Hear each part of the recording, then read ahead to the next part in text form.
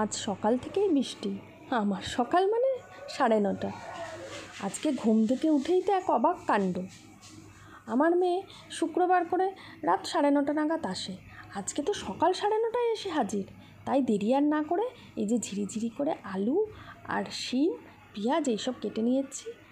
কড়াইতে কালো জিরে আর রসুন বাটা দিয়ে দিলাম। তেলটা গরম হয়ে যাওয়ার পরে রান্নাটা তাড়াতাড়ি সারতে হবে, নাহলে তো একদম বাপরে বকে ঝোঁকে আমাকে একদম করে দেবে।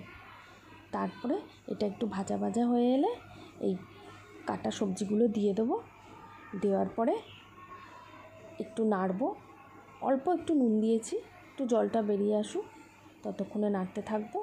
এটা আমার শাশুড়ির মায়ের রেসিপি। শাশুড়ি মা খুব টেস্টি খাবার বানাতো, সত্যি সেগুলো এখন বড্ড মিস করি।